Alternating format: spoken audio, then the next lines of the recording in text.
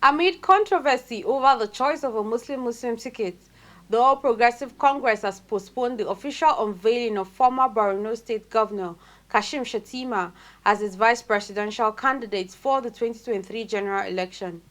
Shettima was meant to have presented to party members at the APC National Secretariat on Thursday, but an APC official told the reporters event has been moved forward. He said a new date will be announced in due time and the date will probably be sometime next week. The directive for the postponement is said to have been given by the party's deputy national secretary. No reason has been given for the decision. The new Nigerian People's Party (NNPP) presidential candidate Rabiu Musa Kwankwaso has picked Lagos cleric Archbishop Isaac Idahosa as his running mate. This is coming barely 24 hours after the Independent National Electoral Commission said the NNPP and the African Action Congress (ADC) were yet to upload their nominations for the 2023 presidential election. The party made the announcement on its official Twitter page on Thursday. Our VP Pastor Bishop Isaac Idahosa from Edo State. The party tweeted, Idahosa, who hails from Edo State, is the presiding bishop and the senior pastor of God First Ministry, popularly known as Illumination Assembly Lekki Light Center, LLC, Aja, Lagos. Bayelsa State Governor Diri has condemned in strong terms the kidnapping of a former commissioner for special duties, Mike Ogaisa, in the state. Ogaisa was shown on the internet begging for his life from a grave half full with water. While condemning the actions of the kidnappers at the end of the State Executive Council meeting, the governor urged them to unconditionally release the former commissioner or be prepared to face the music. The governor was speaking while presenting 28 Hillock vehicles to enhance the operations of the police in the state. In a viral video, the ex-commissioner Mike Ogaisa was seen begging for his life, pleading with the government to do all it takes for his life to be spared by his adopters. It's my life. It's the money that is there more important than my life. You are seeing me in the grave. Please do everything possible to come and release me.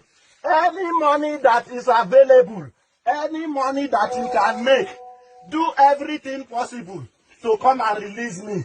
Is the money more important than my life? Emerging from the State Executive Council meeting which reviewed the security situation in Bayelsa State, Governor Diri said desperate times call for desperate measures, noting that his administration will leave no stone unturned until the further commissioner is reunited with his family. I'd like to place emphasis on those who kidnapped the former commissioner, Mike Ogaisa,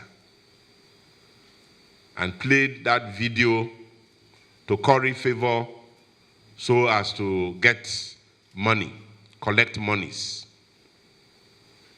I like to emphasize that Mike Ogaisa be released immediately. We are working on it, and by God's grace, we believe and we hope that the victim will come out alive. And for those who have kidnapped the former commissioner, of course they know what we have done. They know.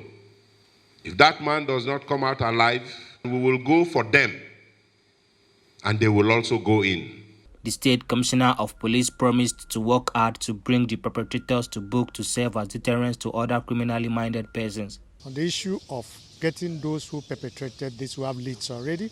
We are working on those leads, and I want to assure members of the public that those who perpetrated these crimes will not go unpunished. The government has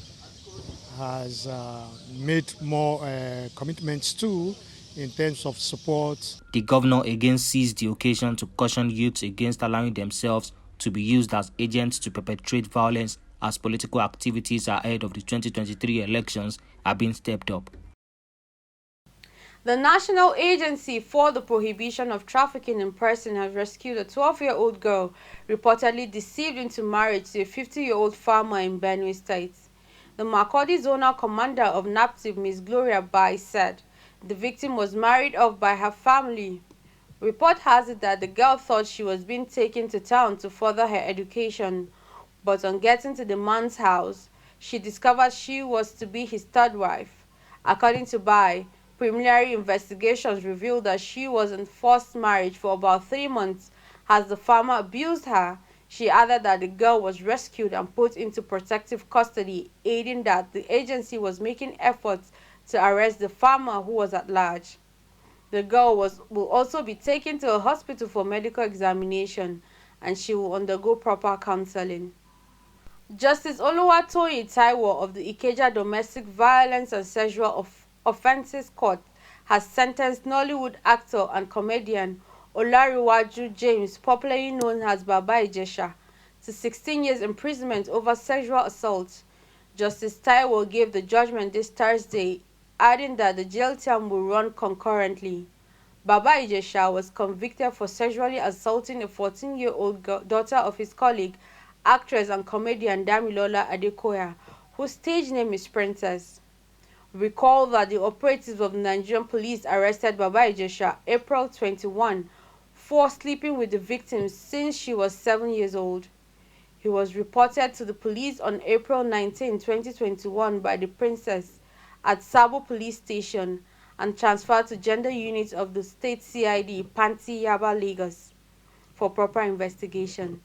The suspect confessed to the crime and was also captured by a CCTV camera in the house of the complainant.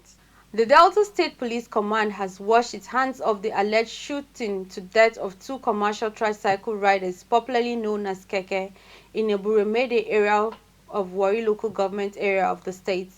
Trigger-happy policemen attached to a yet-to-be-identified VIP convoy reportedly fired and killed the 2 Keke riders instantly. Reacting to the sad developments, the police command appealed for relevant information from the public that will enable the authorities to establish the identity of the VIP in the convoy and relatives of the victims. The State Commissioner of Police, Mohammed Ari, who made the appeal at the command's headquarters in Asaba, the state capital, however, directed the divisional police officer in Warri to evacuate and depose the bodies of the deceased to the nearest hospital morgue, pending the investigation into the incident.